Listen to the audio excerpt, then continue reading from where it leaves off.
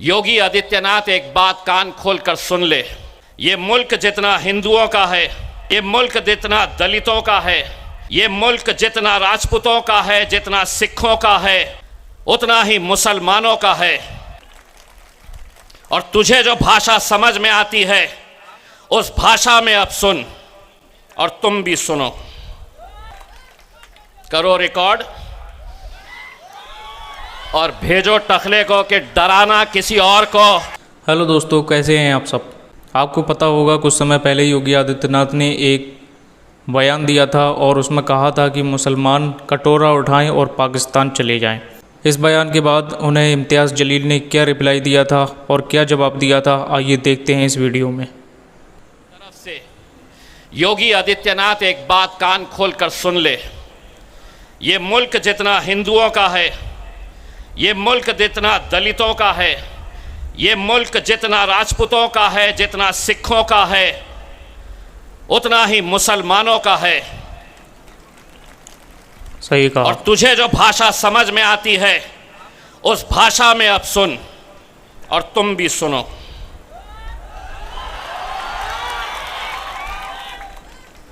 करो रिकॉर्ड और भेजो टखले को कि डराना किसी और को।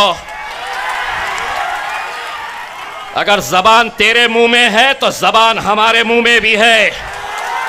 सही कहा। जिस जबान में तू बात करेगा उसी जबान में तुझे जवाब दिया जाएगा। तो मुझे कहता है ये जमीन मेरी है, इस मुल्क के अंदर हम पैदा हुए हैं। ये मुल्क जब आजाद हुआ और हमारे पुरखों से जब पूछा गया कि तुम्हें यहां रहना है या पाकिस्तान जाना है, हमारे पुरखों ने यह कहा कि इस जमीन में हम पैदा हुए हैं और इंशाअल्लाह इसी मिट्टी की खुराक हम बनेंगे, इसी जमीन के अंदर हम दफन होंगे। सुबह आते वक्त किसी ने मुझे उत्तर प्रदेश के मुख्यमंत्री योगी आदित्यनाथ का एक वीडियो भेजा जिसमें वो बोल रहा है कि हिंदुस्तान के मुसलमानों कटोरा उठाओ और यहां से पाकिस्तान चले जाओ। ये योगी आदित्यनाथ का बयान है। काम की बात करने से पहले योगी, पहले तेरा हिसाब चुकाता करता हूं। ढाका के नौजवानों की तरफ से, ढाका के तमाम मुसलमानों के, दलितों के, राजपूत समाज के, सिखों के, क्रिश्चियंस के, सभी जाति धर्म के लोगों की तरफ से योगी आदित्यनाथ एक बात कान खोलकर सुन ले। ये मुल्क जितना हिंदुओं का है, ये मुल्क जितना दलितों का है, ये मुल्क जितना राजपूतों का है, जितना सिखों का है, उतना ही मुसलमानों का है। और तुझे जो भाषा समझ में आती है उस भाषा में अब सुन, और तुम भी सुनो।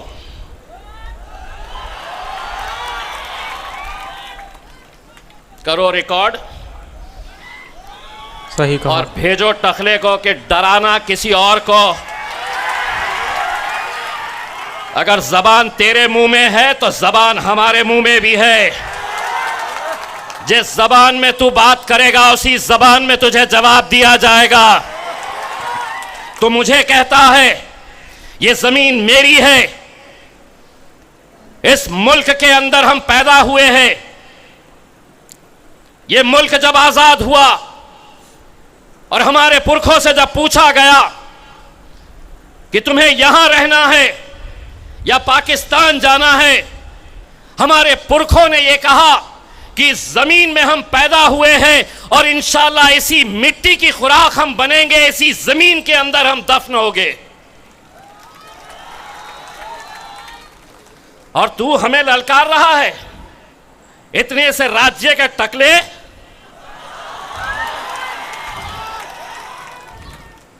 पाकिस्तान चले जाओ। मैं आधा कहूंगा, आधा तुमने कहना। ए योगी, ये मुल्क तेरे, ये मुल्क तेरे। आधा मेरे ऊपर करो, आधा उधर करो।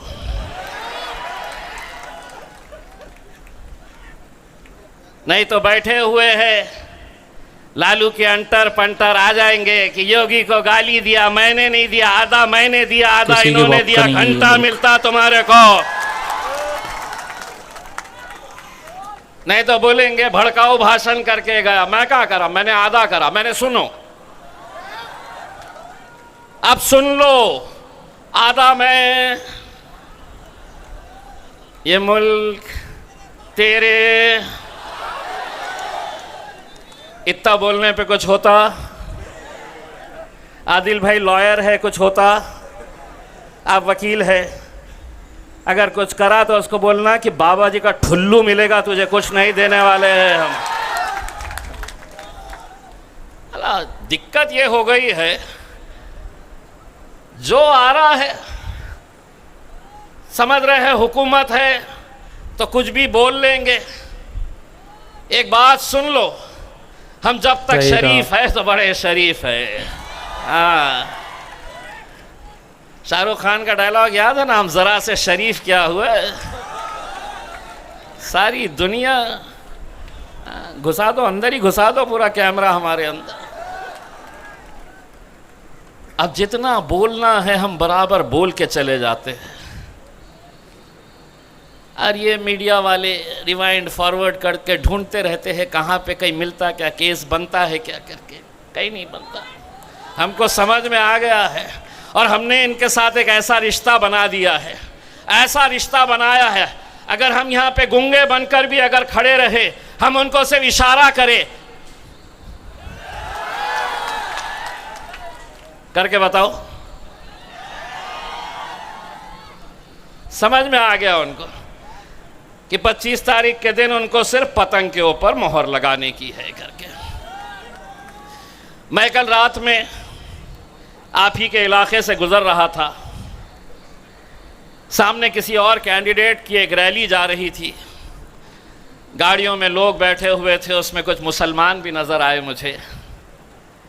उन्हें देखकर मुझे ऐसा लगा कि उन्हें गाड़ी से खींचकर उनसे एक सवाल करूं कि कब तक ऐरे गैरों की दलाली करते रहोगे, कब तक ऐरे गैरों के तलवे चाटते रहोगे। इतने सालों तक, 75 सालों तक हमने क्या किया? महफिलें उनकी सस्ती थी, हमारा काम क्या था? तो हम सामने आकर बैठते थे, सारी नेता मंडली स्टेज के ऊपर बैठे रहती थी। हमने क्या काम किया? कुछ नहीं। 75 साल जिस तरह शादी की बारात जो निकलती है, दूल्हा कभी लालू बनता था, कभी नीतीश बनता था, कभी शरद पवार बनता था, कभी राहुल गांधी बनता था, 10 साल से मोदी बना हुआ है। और हमारा काम क्या था? हम बारातियों की तरह इनके घोड़ी के सामने नाचना। लेकिन असद साहब ने अब एक पैगाम भेजा है कि बहुत हो गया हमारा, अब घोड़ी भी हमारी होगी, दूल्हे भी हम ही बनेंगे। इस बार दूल्हा किसको बनाना है? राणा भाई शादी हुई भी है ना, यही ससुराल है, यही ससुराल है, ढाका की ससुराल है। भाभी जी मैं प्रणाम, मैं माफी के साथ आपको ये कह रहा हूं, दूल्हा मतलब सही दूल्हा नहीं बनाना है, इन्हें सिर्फ घोड़ी पर चढ़ाकर इन्हें दिल्ली तक पहुंचाने का है करके। नहीं तो घर में जाते ही राणा साहब भाभी लड़ना शुरू कर डालेंगी, ये कौन सी पार्टी ज्वाइन कर लिए हो जी, दूसरी शादी करने की बात कर रहे हो? ये हम अरे गैरों के लिए अब नहीं। इतने सालों तक कभी लालू, कभी भालू, कभी नीतीश, कैसे कैसों को हमने अपनाया है।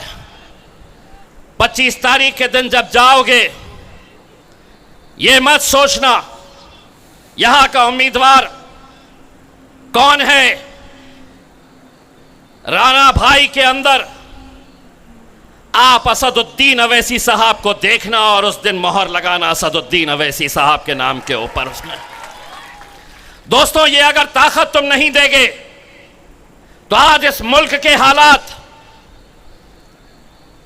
हर चीज, हर डिपार्टमेंट, हर एक का इस्तेमाल किया जा रहा है। कभी ईडी से डराओ, कभी इनकम टैक्स से डराओ, कभी पुलिस से, कभी सीबीआई से, कभी एनआईए से डराओ। पूरी तरह से मीडिया को खरीद लिया गया है। हमारी जबान, हमारे मुद्दे कोई उठाने वाला नहीं है, कोई बोलने वाला नहीं है। असदुद्दीन अवैसी साहब पार्लियामेंट के अंदर जब खड़े रहते हैं और बोलते हैं, जिस दिन असद साहब का बोलने का वक्त आता है, अख्तर भाई, कई मर्तबा मैंने, राजद के भी एमपी मेरे पास आते हैं, जेडीयू के भी एमपी आते हैं, कांग्रेस वाले भी आते हैं, और हद तो यह है कि बीजेपी वाले भी आकर मुझसे पूछते हैं, आज बोलेंगे साहब, आज बोलेंगे? तो हाँ बोलेंगे। आज काय पे बोलेंगे? मैं बोला आज बोलेंगे कम, तुम्हारी बजाएंगे ज्यादा। बैठो, सुनो, बहुत मजा आने वाला है।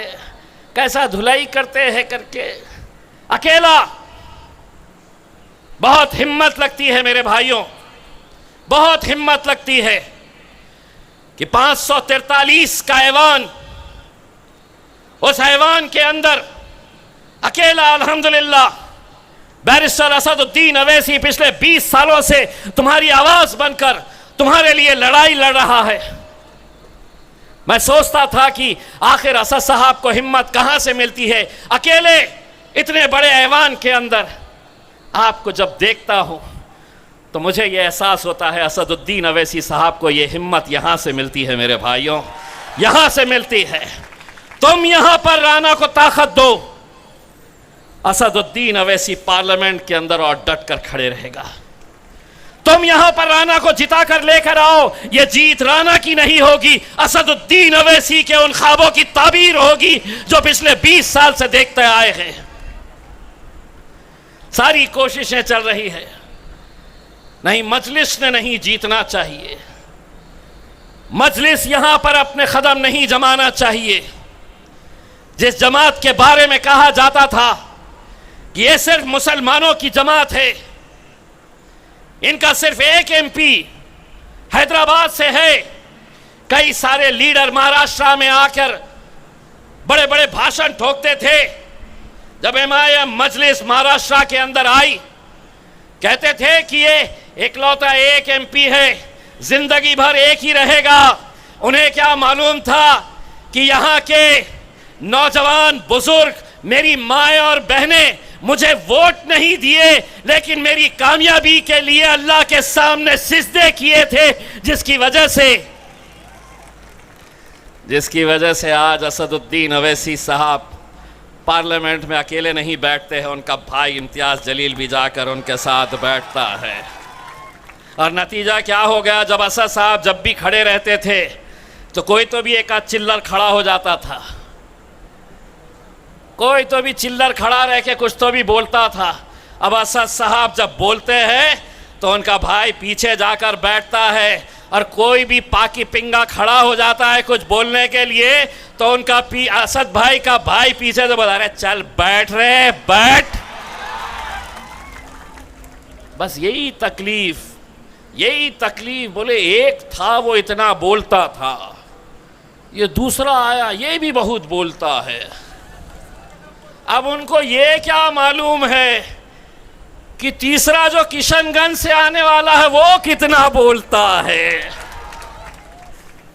योगी आदित्यनाथ ने ये कहकर बहुत बड़ी गलती कर दी मुसलमानों से कि कटोरा उठाओ और पाकिस्तान चले जाओ। भारत के किसी भी मंत्री को ये कहने का हक नहीं है, क्योंकि ये देश मुसलमानों का और बाकी जितने भी धर्म हैं तमाम लोगों का बराबर है। किसी के बाप का देश नहीं है, किसी के बाप का भारत नहीं है। वीडियो अच्छी लगी हो तो चैनल को सब्सक्राइब कर देना, वीडियो को लाइक करके शेयर ज़रूर कर देना।